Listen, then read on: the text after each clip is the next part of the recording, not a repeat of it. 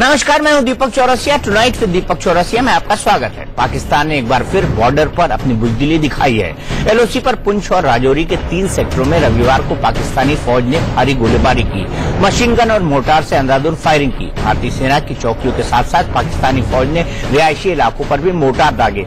पाकिस्तान की इस गोलाबारी में भारतीय सेना के कैप्टन कपिल कुंडू, हवलदार रोशन लाल, राइफलमैन शुभम सिंह और राइफलमैन राम अवतार शहीद हो गए। आज हम आपको एलओसी के उसी भिम्बर गली इलाके में ले चलेंगे जहां पाकिस्तान ने नापाक हरकत की। India news reporter Ajay Jandiyal के ग्राउंड जीरो से एक्सक्लूसिव रिपोर्ट भेजी है ताकि हम आपको समझा सके कि ये पूरा इलाका कैसा है, कैसे दुश्मन यहां गोले बरसाता है, हिंदुस्तान के बहादुर जवानों को निशाना बनाता है और इसी की आड़ में घुसपैठ की कोशिश करता है।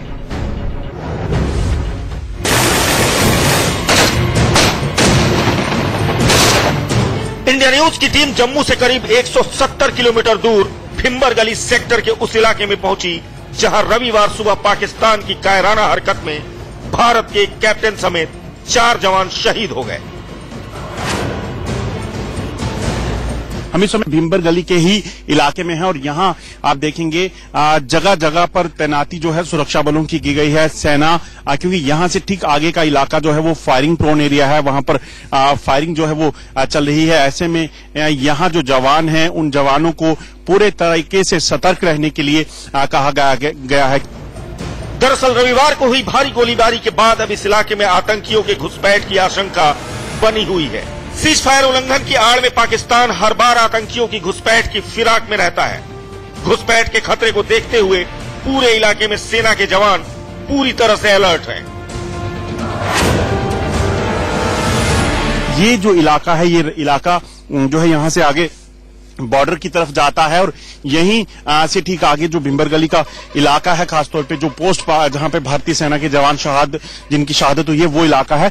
यहां से ठीक आप सामने जो पहाड़ी देख रहे हैं, इसी पहाड़ी के ठीक ऊपर तारबंदी है और इसी तारबंदी के ठीक आगे इन जो कैप्टन कपिल कुंडू हैं वो अपने साथ जवानों के साथ जो है वो तैनात थे। भिम्बर गली में एलओसी के ज्यादातर हिस्से पर भारत की तरफ से तारबंदी की गई है, लेकिन पहाड़ी इलाके में घाटी और घने जंगल के बीच सेना के लिए निगरानी कड़ी चुनौती का काम है। यहाँ आप देखेंगे एक घर के मैं बाहर हूँ, ये घर जो है वो ताला इसमें झड़ा हुआ है। वजह बड़ी साफ है, जो पाकिस्तान की तरफ से फायरिंग हो रही है उस फायरिंग के चलते यहाँ बॉर्डर पे रहने वाले लोगों की जिंदगी मुहाल हो रखी है और ऐसा हाल है कि यहाँ से लोग निकलकर सुरक्षित जगहों पर चले गए हैं। वजह बड़ी साफ है, पाकिस्तान ने जो पिछले कुछ दिनों में फायरिंग की है उसमें खासतौर पे सिविलियंस को निशाना बनाने की कोशिश की है। नीरज कुमार के साथ Ajay Jandial, India news, LOC. LOC के जिस इलाके में पाकिस्तान ऐसी नापाक हरकत को अंजाम देता है वहां का भूगोल ऐसा है कि पाकिस्तान के लिए अपने नापाक मंसूबों को पूरा करना आसान होता है। India news reporter Ajay Jandiyal ने इस इलाके को अपने कैमरे में कैद किया। हम आपको इस रिपोर्ट के जरिए दिखाने जा रहे हैं कि ऊंचाई पर मौजूद पाकिस्तानी चौकियां कैसे पाक फौज के लिए सबसे ज्यादा मददगार साबित होती रही है।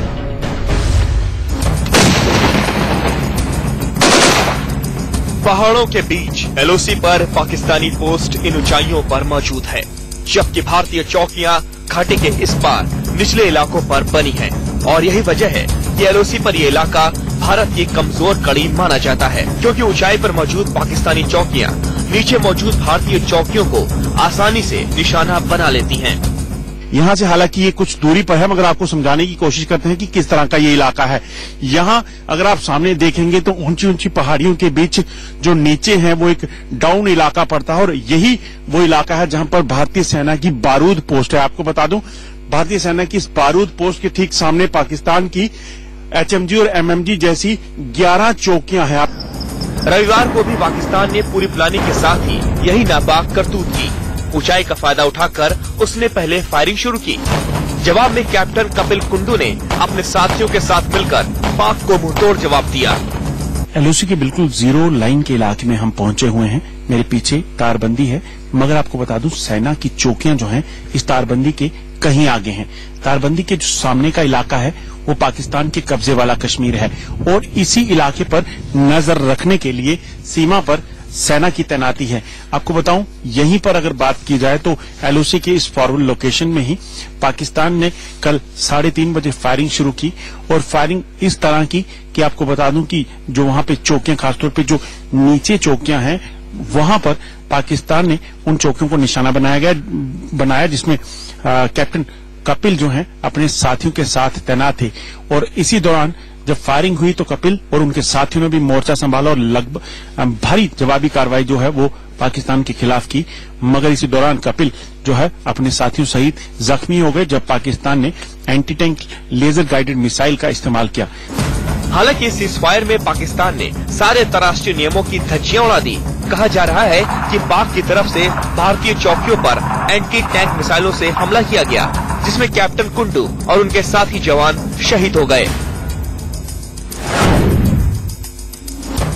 कपिल कुंडू और उनके साथी जब उस बारूद पोस्ट के अंदर थे, वहां पर उन्होंने ताबड़तोड़ हमले किए, यहां तक कि anti tank laser guided missile का इस्तेमाल किया, जिसके बाद उनके मोर्चे को बड़ी ज्यादा क्षति हुई, जिसमें कपिल कुंडू और उनके बाकी साथी जख्मी हो गए।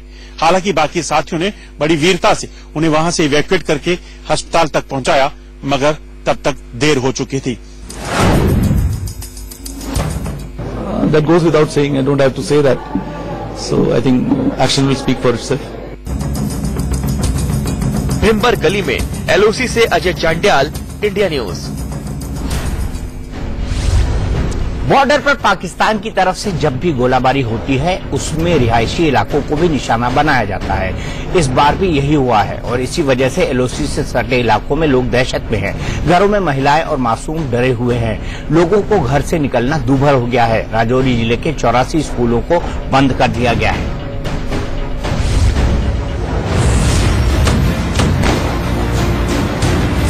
मुझे पता नहीं था कि आज स्कूल लगेगा। मैं स्कूल से वापस जा रही हूँ घर। हमारे पेपर मार्च में आ गए और स्कूल में कभी छुट्टियां पड़ती है और कभी स्कूल लगते हैं। इन मासूम स्कूली बच्चों को शायद अब तक दुश्मनी का असल मतलब भी मालूम नहीं होगा, लेकिन पाकिस्तान की बुज़दिली देखिए कि वो इन जैसे बच्चों तक को भी नहीं बख्श रहा। लगभग 100 से ज्यादा स्कूल जो हैं वो बंद हैं। हम इस समय एक ऐसे ही स्कूल के बाहर हैं जो एलओसी से ठीक सटा हुआ है और ये बिम्बर गली का ही इलाका है और ये पाइनवुड स्कूल है जिसे सेना जो है वो चलाती है और यहाँ पर इस पूरे गांव के बच्चे पढ़ते हैं बॉर्डर के, मगर ये स्कूल अभी बंद है। यहाँ आप देखेंगे स्कूल के अंदर का नजारा, स्कूल के अंदर बिल्कुल कोई नहीं है, मौजूदगी किसी की नहीं है, क्योंकि ये पूरा फैसला इसीलिए लिया गया क्योंकि पाकिस्तान लगातार फायरिंग करके स्कूलों और गाँव के लोगों को निशाना बनाता है। राजौरी जिले में एलओसी से सटे रिहायशी इलाकों में पाकिस्तान लगातार सिविलियंस को निशाना बना रहा है। सोते जागते पता नहीं कब कहां से पाकिस्तानी गोला आ गिरे, ये कोई नहीं जानता। यानी हर वक्त लोग दहशत के बीच जीने को मजबूर हैं। तो अचानक जब बच्चे स्कूल से वापस घर जा रहे होते हैं तो अचानक रास्ते में फायरिंग शुरू होने हो जाती है। अब देखते हैं कि कब से गोला बंद होगा तो हम बच्चों को स्कूल भेजें।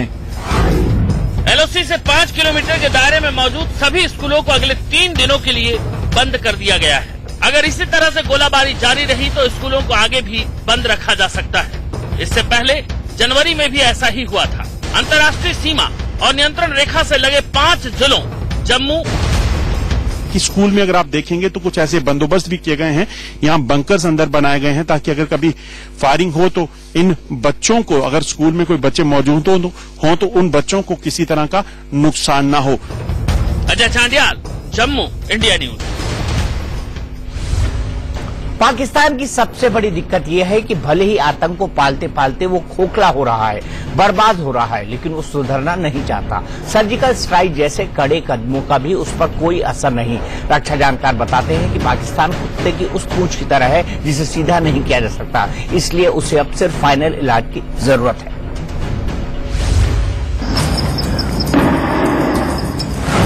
सर्जिकल स्ट्राइक से भी नहीं सुधरा पाकिस्तान। अब करो पाक का फाइनल इलाज।